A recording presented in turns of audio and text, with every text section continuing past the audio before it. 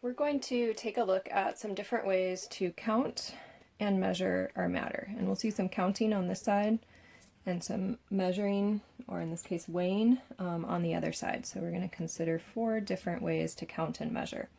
We have one of these already that we're pretty familiar with. I can look at the chemical formula and you could tell me that I have 1 sodium and 1 chloride, right? Those ones are implied there.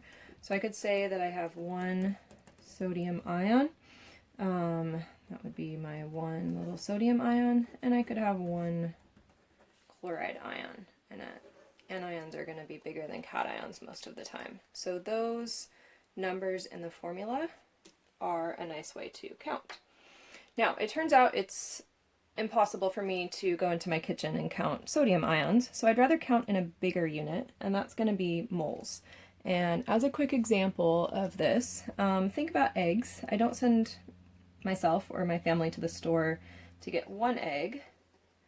I always have to buy eggs in groups of 12. And rather than saying, okay, could you go buy me 12 eggs today, I just say, could you buy me a dozen eggs? So it's a unit that implies exactly 12 eggs. And to work with moles, moles is going to be like a dozen for a chemist. If I want you to go get me a whole bunch of sodium ions, but I don't want to say a huge exponential number, then I would use moles instead. So we use a number called Avogadro's number of atoms rather than 12.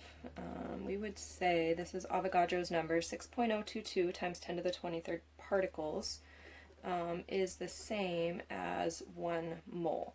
And this is going to be a much easier unit to talk about and write about and calculate with, just like buying dozens of eggs is easier than talking about individual eggs.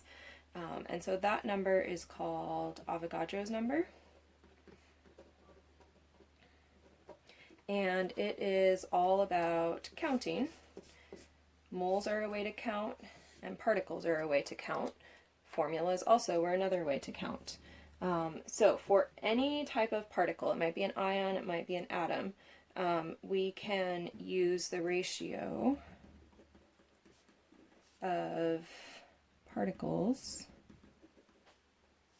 to moles that I see over here, and I can count in one or the other. So that will end up looking like some really nice conversions for me.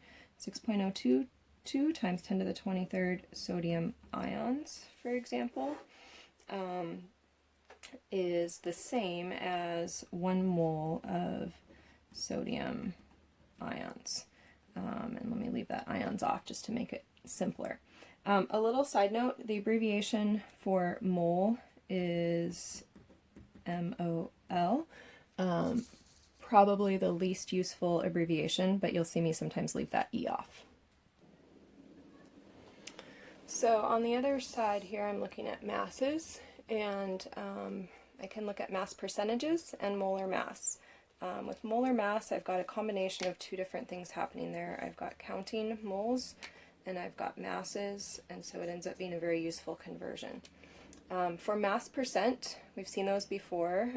39.3% sodium in a sodium chloride sample would mean that I have 39.3 grams of sodium per 100 grams of sodium chloride. And then down here, sorry it's filled in already, I mixed up my recording, but molar mass is going to let us relate counting moles to weighing mass.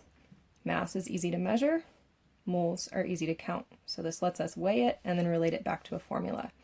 And for this we use the periodic table masses.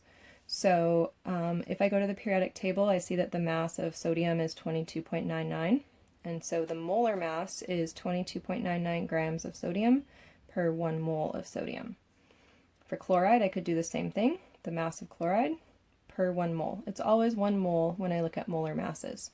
And say I want to find the molar mass of a compound, I'm going to add those 2 masses together, so 58.44 per 1 mole of sodium chloride.